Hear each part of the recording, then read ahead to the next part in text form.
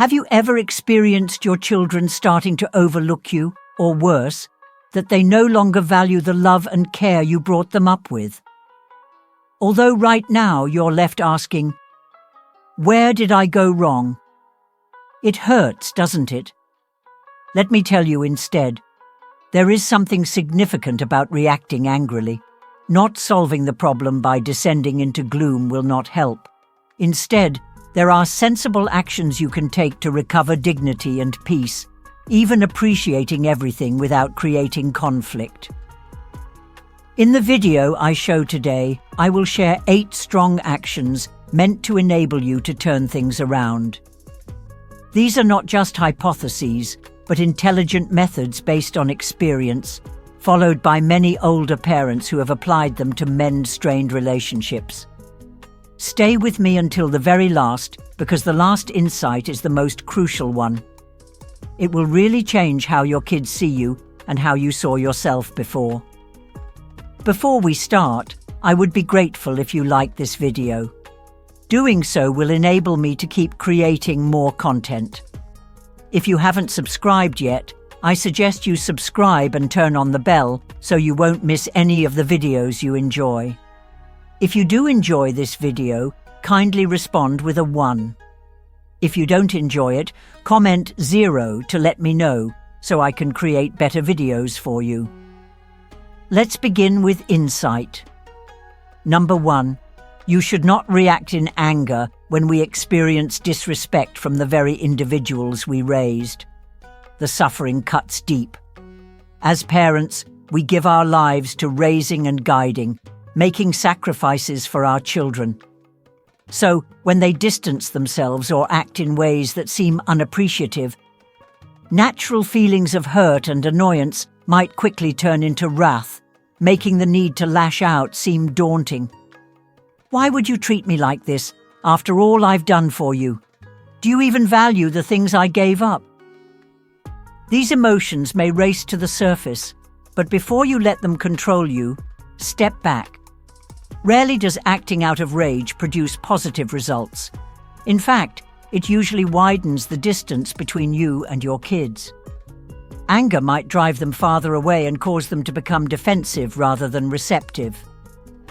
Instead of reacting quickly, take a moment to reflect. Let yourself have the room to sort out your feelings before you act. Think of Mr. Tanaka's story, a retired schoolteacher in his 70s who spent his whole career shaping young minds. He worked tirelessly at home to support his family, ensuring his children had every opportunity to prosper. But as they grew older and started their own lives, their visits became less frequent. The lively, friendly exchanges that once filled their home were replaced with quick, distracted conversations. One evening, after another unresolved phone call, Mr. Tanaka was boiling with irritation. He held his phone, ready to send a tough message to his son. "Do you even think about me anymore?" But something held him back. Instead of caving into his wrath, he laid the phone down and decided to take a peaceful stroll in the park next to his house. As he walked along the familiar paths, the cool evening air soothed his tensions. Memories flooded his mind. He thought about the years spent in front of a classroom, shaping young lives and seeing his students advance. He recalled the late evenings spent helping his own children with homework, the joy of witnessing their little triumphs, and the laughter that once filled the dinner table. He came to realize that his worth was not determined by the frequency of his children's phone calls or visits. His worth was derived from the life he had lived, the insight he now possessed, the decency he had displayed not only for his children, but also for many others. In that calm moment of reflection, everything changed. He no longer felt consumed by bitterness. Instead, he felt a deep, peaceful respect. He determined that rather than letting anger control his actions, he would approach his relationships with grace. Knowing this story holds an important lesson. Emotional responses, especially those driven by rage, rarely lead to good outcomes. When you lash out, you risk not only not gaining respect, but actually losing it. A passionate reaction may feel justified in the moment, but it usually results in deeper wounds that complicate things. Instead of reacting immediately, the next time you face disrespect or pain caused by your children's actions, take a deep breath. Give yourself the time to manage your feelings without letting them dictate how you feel about your worth. Your value is not determined by how others treat you, but by the life you have lived and the person you continue to be. Approaching the matter with a clear mind and a sense of inner strength will increase the likelihood of meaningful communication and, over time, a rebuilt relationship. Dignity is not something you own. It's something others can take from you, both now and in the future. Calm thought will always bring more clarity, knowledge, and serenity than anger ever will. If you're still watching this and find these ideas helpful, please leave a comment below to let me know you're still with me. I appreciate your priceless time. Insight number 2. Reconstruct your own life. One of the most powerful actions you can take when you feel disregarded by your children is to shift your focus back to yourself. Rather than moping over their absence, waiting for their calls, or seeking their validation, use this as an opportunity to rediscover yourself. Life doesn't stop when your children become adults and start their own lives. Instead, it opens a new chapter, a chapter where you have full control. It's easy to slip into the trap of longing for the past, remembering the days when your children relied on you for everything. But rather than remain mired in that place, reroute that power. As you rebuild your own life, discover a goal that excites you, one that fills your days with significance. When you engage in activities that bring you joy, your energy shifts, and that change doesn't go unnoticed. It's hard for anyone, including your children, to ignore a parent radiating joy and independence and confidence. Take the story of Mrs. Elena, a widow in her late 60s. After the loss of her husband, she felt the weight of loneliness. Her children checked in regularly, but as time passed, their visits grew less frequent and their phone calls shorter. Eventually, the calls stopped altogether. She would sit, devastated by the phone, rereading old texts just to feel close to them. The silence became intolerable, and it began to make her doubt her worth. Then, one morning, something inside her shifted. She realized that waiting for others to bring her joy was only making her misery worse. She needed to start running her own life. That day, she opened a dusty packet of seeds from her kitchen cupboard and walked out to her abandoned garden. She planted vegetables and flowers, not sure where this small action would lead. But as the days stretched into weeks, gardening became more than just a pastime. It became a passion. She began waking up with anticipation to check on her plants, and soon she started a neighborhood gardening club. She found someone who shared her interests and began trading vegetables with her neighbors. She found herself laughing more and experiencing a fulfillment she hadn't felt in years. Her world expanded, and with it, her energy shifted. Then, one evening, her phone rang. It was her daughter. "I've been thinking about you lately. You seem so content these days. What's your secret?" That one phone call reopened the door to longer conversations, more visits, and a restored bond with her children. They started seeing her not as a lonely, desolate mother yearning for their attention, but as a vibrant, independent, and joyful woman. The lesson here is simple. An ignored parent becomes more difficult to ignore when they have a sense of direction in life. When you're full of joy, others, especially your children, are inherently drawn to you. Instead of waiting for them to give you value, look for ways to invest in yourself. Reawaken old passions, join a club, volunteer, or take a class in your community. Do it for yourself, not for anyone else. By doing so, you'll not only find peace and fulfillment, but you might also draw back those who once distanced themselves from you. When you truly find joy, your presence becomes magnetic, and in the process of rebuilding your life, you may also rebuild your relationships with your children. Insight number 3. Share your emotions sensibly. When your kids seem distant or even a little rude, it's natural to feel hurt or abandoned. The urge to communicate your dissatisfaction can be strong. You might want to say, "Do you even care? Why don't you call me anymore?" But those words, though sincere, often create more distance rather than bringing your loved ones closer. A defensive response can turn what could have been a meaningful conversation into a heated argument. The key is to express your emotions in ways that foster connection rather than conflict. It's about expressing yourself gently, in a way that's understanding and friendly. This is more effective than using guilt or playing the blame game. Take the story of Mr. Peterson, a retired carpenter who raised his son, James, with love and dedication. As James grew older and life became more hectic, Mr. Peterson started seeing his son less often.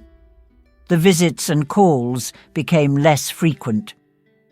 Over time, Mr. Peterson found himself sitting by the window waiting for his son's car to pull into the driveway. The silence was unbearable, and resentment began to grow in his heart. He wanted to call his son and ask why he had forgotten about him. But Mr. Peterson realized that if he reacted with anger, it would only push his son further away. So instead of lashing out, he decided to take a different approach. He sat down at his worn kitchen table, pulled out a piece of paper, and wrote a heartfelt letter to his son. He didn't accuse or guilt-trip him. He simply expressed his emotions with warmth and honesty. The letter read, "James, I've been thinking about you a lot lately. I've missed our conversations. I know life gets busy, but I just want you to know that no matter how hectic things get, I'm always here for you." A few days later, James called. His father's words had reached him in a way he hadn't expected. James explained that between his job and raising his own children, he had just lost track of time. That letter became a turning point. From that day on, James made it a point to check in with his dad more often, calling him regularly and visiting on weekends. What had once felt like emotional distance became the foundation of a stronger bond. The lesson here is clear. If you want to rebuild or reinforce a relationship with your children, let your words serve as a bridge rather than a wall. Instead of saying, "You never call me," try saying, "I miss your voice. I've been thinking about you." Words spoken with love and care have immense power. They either heal or wound, depending on how you choose to use them. When you communicate with empathy and openness, you create the space for connection and deeper understanding. Insight number 4. Set reasonable limits. Respect is a two-way street.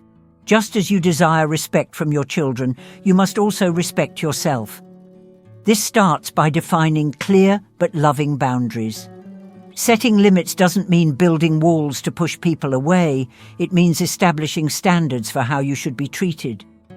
If you allow disrespectful or lazy behavior to go unchecked, it sends an unspoken message that you don't value yourself enough to set boundaries. By setting boundaries, you teach others how to treat you with the respect you deserve. This also helps build stronger, healthier relationships over time. Message: you are ready to accept being devalued. However, when you define specific limitations, you not only guard your peace of mind, but also establish a great model for everyone around you. Think about Mrs. Rosa's retired life. A nurse in her 7th year, she had always been a dedicated mother, tending to her children's needs, even long after, putting their requirements ahead of her own. They had grown up and begun households of their own. Her son, Daniel, had evolved progressively over the years. He was hardly seen unless he needed something with money for his kids, or just a listening ear to let him blow off some steam. Mrs. Rosa yearned to experience being needed and valued, but that would always drop. Anything to meet his needs. She thought that if she were constantly present, eventually, he would also return with thanks and respect. But instead, Daniel's requests started to seem increasingly irrational. He would arrive without warning, anticipating she would spend hours watching children without even asking in advance. When she did assist, there was no thank you, no appreciation, just a presumption that she would constantly be available. Over time, this started to take a toll emotionally on her. She was worn out and underappreciated. Even a modest bit of resentment crept in. She understood, even though she loved her son, she was letting herself be handled like an afterthought instead of a respected person with her own needs. Then one day, after yet another last-minute request, she moved instead of responding automatically. Certainly, Mrs. Rosa inhaled deeply and softly, but strongly answered, "Daniel, I love you, but right now I'm not free. First, I have plans for myself." Daniel was taken off guard and startled, even a bit annoyed. He had evolved, so used to his mother always being there, the concept of her giving herself top priority seemed alien to him. Mrs. Rosa, however, stayed constant. She stopped giving him everything at a moment's notice. She began to value her own time and initiative. Instead of waiting for his calls, she started making investments in herself, starting a neighborhood book group, going to yoga sessions, and reconnecting with old friends she had ignored for years. At first, Daniel withdrew. Then he thought she was simply acting difficult and that she would go back to her traditional methods. But over time, he began to notice the transformation. She seemed happier, more certain, more confident, and more at peace. He knew his mother was no longer bending over backward to meet his every demand, and that made him consider his actions carefully and slowly. He began to change, exhibiting more thoughtfulness before deciding on calls, and even spending time to see her, not since he needed something but just out of concern. Defining limits, Mrs. Rosa not only acquired her dignity, but also changed her relationship with her son for the better. Still, she discovered that saying no didn't mean she loved him any less. It only meant she liked herself enough to give her health top priority. And in doing so, she imparted to Daniel a priceless lesson. True respect has to be reciprocal. The important lesson is this: respect begins with how you treat yourself. You are establishing reasonable limits, not a rejection, but an act of self-respect. When you cherish your time, energy, and emotional wellness, others will learn to do the same. Ultimately, by honoring yourself, you invite more deeply fulfilling and gratifying interactions into your life. Insight number 5 follows naturally from leading by example. We seek respect from others, especially from our kids. But real respect isn't something one can demand or compel. It needs to be acquired, and more frequently than not, it's obtained by our behavior, not by our words. If we wish our kids to respect us, the most efficient approach is to teach them by showing them. Every day, in our speech, actions, and social interactions, including with our kids, we create the tone for the treatment we anticipate in return. When we set a good example, we silently impart to those around us what respect, kindness, and patience look like. Actually, our behavior starts to become a model that others, particularly our youngsters, unconsciously take in and consider over time. Think about the narrative of Mr. Lorenzo, a retired industrial worker with a committed attitude. A grandfather of 5, he had put great effort into supporting his family, convinced that respect and love were most aptly demonstrated by sacrifice and commitment. However, as he aged, he noted a sharp change. He was visited less often by his adult children, and when they did come, they seemed hardly present, preoccupied, mostly fixed on their phones. Their visits shortened with every year that passed. At first, it hurt him greatly. He was eager to face them, maybe even guilt-trip them into spending more time with him. But deep inside, he knew that bitterness would only make them more distant. Rather, Mr. Lorenzo made a deliberate choice to keep treating his children with compassion and respect, even in cases where it seemed they weren't always returning it.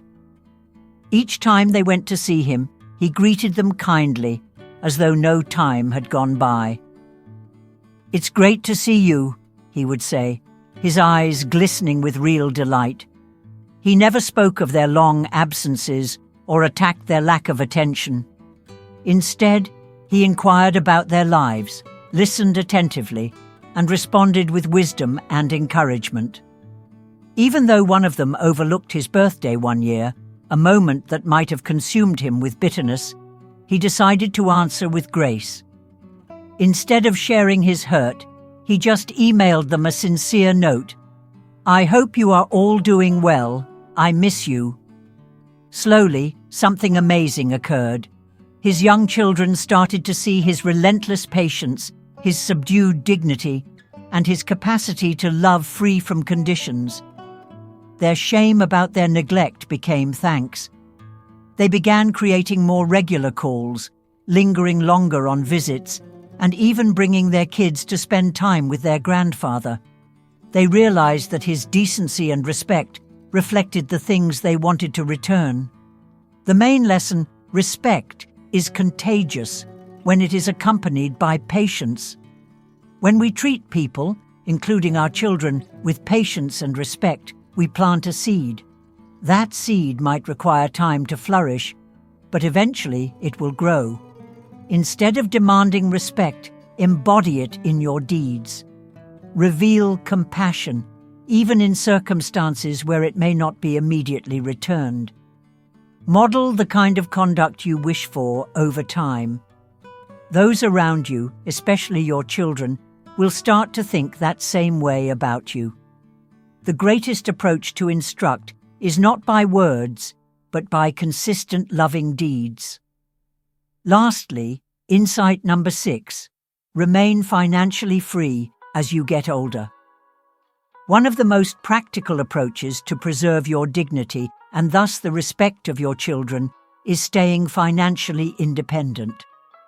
Numerous parents believe that their kids will naturally look after them as they get older, thinking that offering financial help is just a component of the family ties. But love and compassion should never depend entirely on your children's finances. Financial dependence could result in unexpected outcomes, creating tension and even causing feelings of bitterness over time. Financial reliance sometimes erases the boundaries between relationships based on responsibility and affection, making them feel transactional rather than emotional. On the other hand, financial independence orders a different kind of respect. It delivers a strong statement to your children. You've taken responsibility for your welfare and are not adding the weight of your future onto their shoulders. When your children see your ability to handle your affairs, plan for your costs, and make smart financial management choices, they will most likely value you as a role model. They will view you as strong, self-sufficient, and progressive, attributes that encourage more respect and gratitude. This shapes the narrative of Mr. and Mrs. Carter, a retired couple in their 70s. As they were ready for retirement, they made a deliberate choice to shrink their home, realizing that keeping a big property would be expensive as well as physically taxing. They streamlined their way of life, cutting out needless costs and guaranteeing their ability to easily maintain their own on their retirement savings. They deliberately controlled their money according to tight financial constraints and avoided needless debt. They also spent some time organizing for possible medical costs as well as other unanticipated expenses, making sure they wouldn't have to depend on their kids for potential financial assistance. At first, their offspring did not completely know the degree of their parents' influence. They expected that, like many others, parents aging would eventually have to ask for financial aid. But with time, they started to pay attention to something incredible. Mr. and Mrs. Carter never once sought money, never expressed financial misery, and always seemed to have their circumstances under control. They lived pleasantly within their means, made deliberate choices concerning their expenditure, and never became a cause of concern about money for their kids. As the years passed, something quite remarkable happened. Their children, now adults managing their families and careers, started looking for financial guidance from their parents. They respected their discipline and their approach to doing things. They had planned their retirement such that they stayed independent. They requested advice on budgeting, investing strategies, and how to organize for their futures. The respect their kids had for them developed not because of need, demand, or expectations, but based on the model Mr. and Mrs. Carter set by absorbing full responsibility for their own life. The main lesson here is obvious. Financial independence goes beyond financial considerations. It's about maintaining your dignity, keeping your freedom, and establishing a strong example for future generations. It shows that you are capable of wisely choosing and that you value your well-being enough to plan ahead. This doesn't mean you should turn down assistance if you really need it, but it does signify attempting to manage your affairs as much as possible. Your children will notice that you've seized control of your life, and they will value yours for it. They will be loving and supportive, voluntarily, without feeling pressured. Finally, by remaining financially autonomous, you enhance not only your self-worth, but also the foundation of your family's relationships, built on respect. Insight number 7, duty to forgive. Yet, keep in mind your value when your children hurt you by neglecting or disrespecting you. Forgiveness is one of the toughest but most powerful things you can give. It's normal to feel pain when those you have cared for and loved seem to ignore your existence or take you for granted. As a parent, you may have given so much, sacrificed so much, supported and guided with pure love, only to be invisible in return. The sting of being unappreciated or ignored can have a big impact on your heart. Yet harboring anger weighs your soul down and stops you from moving forward. In contrast, forgiveness releases you, helps you let go of resentment and recover your peace. But forgiveness does not mean lessening your value. You can pardon without demanding ongoing mistreatment. You can let go of anger without losing your dignity. Real forgiveness is about setting yourself free while still keeping your worth intact. Let me tell you the story of Mrs. Evelyn, a former artist and dedicated mother of 2. Over her life, she had poured her heart into raising her children. When they needed her, she was always there. But over time, her daughter Claire grew remote, hardly calling, hardly visiting, and usually appearing distracted when they spoke. Evelyn found herself waiting near the phone, wishing for a message or an invitation that never came. The silence felt intolerable, and her heart began to doubt her place in her daughter's life. For 4 years, Evelyn struggled with feelings of gloom and rejection. She questioned herself. Had she done something wrong? Had she failed as a mother? The solitude crept in, and she yearned to doubt her worth. She wanted to reach out, but was worried about pushing Claire further away. One evening, after gazing at an old dust-coated painting in her study, Evelyn had a realization. She had waited so long for her daughter's affection and focused attention on her, but in doing so, she had ignored her own joy. It was time to recover her sense of self. Rather than focusing on the damage, she wrote a sincere letter to Claire, expressing her love and forgiveness, letting go of anger without any expectation in return. She ended the letter with, "I forgive you for the space between us. I will always love you, but I also know that my happiness cannot rely on things beyond my control. I want to hear from you, but in the meantime, I will live fully." And that's exactly what she did. Evelyn cleaned her paintbrushes and found the artist within her. She started a neighborhood art group, met new friends, and even displayed her work at neighborhood gatherings. She no longer defined her happiness by whether or not her daughter reached out. Instead, she chose to embrace the wonders of life and immerse herself in the passions she had ignored for so long. Months later, she felt alive again. Claire arrived without warning. The woman who had once seemed too busy now stood in Evelyn's door, looking around at the vivid artwork covering the room. "Mom, why hadn't you been painting lately?" she asked, a mix of respect and guilt in her voice.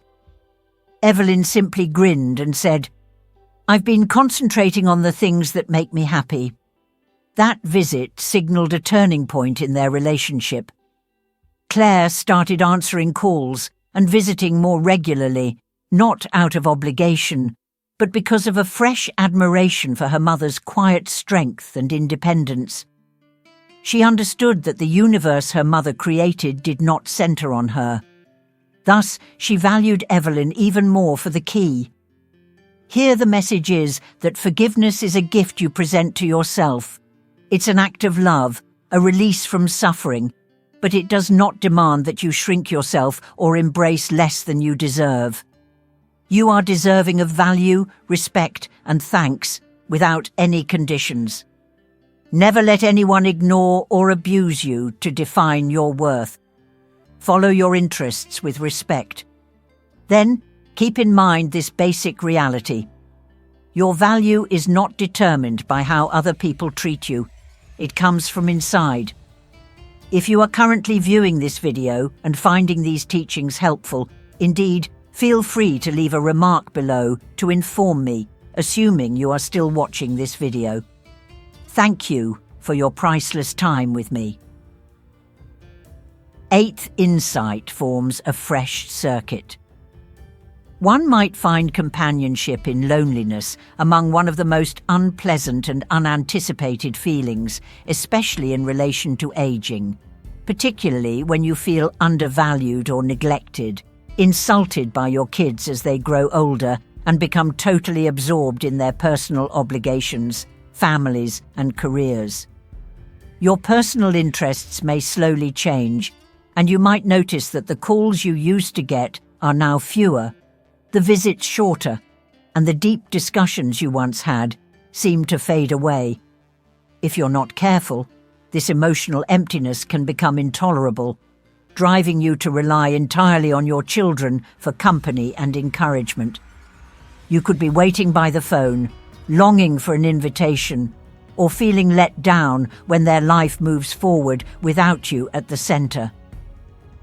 This form of emotional reliance can become a great weight, not only for you, but also for your kids. Relying on them to satisfy your need for connection, any unreturned call or missed visit can seem very personal. It might cause feelings of annoyance, melancholy, or frustration. But the truth is, while your children still love you, their lives have changed, and it's natural for them to be busy. So, it's important to shift focus, to grab hold of your emotional well-being by building a new circle of friendships, one that doesn't entirely depend on your kids. Think of the story of Mr. Harold, a retired widower from the early 1980s. For years, he poured all his emotional energy into his daughter and son, thinking that family should always be his main source of companionship. He expected their visits with great anticipation, cherished every phone call, and hoped they would never stop being there to cover the silence at his house. But as time went by, their obligations grew. His daughter relocated for work, and his son became consumed with raising small children, leaving him with little time to visit. Before long, Harold found himself alone more often than not. His days began to feel repetitive, waking up to silence, having dinner alone, and observing the hours pass without meaningful human interaction. One day, after a particularly lonely week, Harold made a choice that changed everything. He came across a flyer for a local seniors club, and, unsure of what to expect, he decided to go. Unexpectedly, he felt a glimmer of hope. The people there greeted him kindly, and he encountered others who, like him, had once experienced the sting of loneliness but had discovered new ways to fill their lives with meaningful companionship. They had a weekly coffee gathering, a book club that met monthly, and even a group that took morning walks in the adjacent park. Inspired by their compassion, Harold began to interact slowly at first. It seemed alien, but he quickly discovered that he was looking forward to these meetings. He met like-minded people with whom he could share stories, laugh, and engage in meaningful conversation. He even joined a travel group that made day trips to surrounding towns. Before long, Harold's life felt better and more gratifying. While he still deeply loved his kids and missed their presence, he no longer felt that great emptiness when they were preoccupied. Instead of waiting for their focus, he filled his days with friendships and activities that brought him true joy. The main lesson here is simple but strong. Loneliness often leads to emotional dependency. However, by actively creating a dynamic social circle, you can fill that gap in your life. The gift of connectivity you offer yourself by building relationships outside of your children's availability enhances your emotional state and releases any unspoken strain on your kids. This change allows your relationship to flourish in a more balanced and healthy way. Surround yourself with those who inspire you. Get involved in community groups, reconnect with old friends, or explore new interests that appeal to you. The more you invest in creating meaningful relationships beyond your family, the more content and fulfilled you will feel. By doing so, you regain your sense of joy in independence and purpose, proving that relationships and friendships can be found in many wonderful places, not only among your nearest relatives. As we reach the conclusion of this message, take a moment to consider what resonated with you the most. What teachings spoke to your heart? How has this message motivated, inspired, or challenged you? We all go through several seasons in life, and sometimes a simple insight can change our perspective. I kindly encourage you to leave comments with your ideas. What is one important lesson you've learned today? How will you use it in your daily life moving forward? Your insights could inspire and uplift someone else in need of motivation. Today, let's create a space where we can discover, grow, and help one another in trust. If this message has blessed you, please take a moment to comment, like, share, and follow our YouTube channel. Your support facilitates the sharing of love and encouragement to others across the world. Stay blessed, and remember, God is always with you.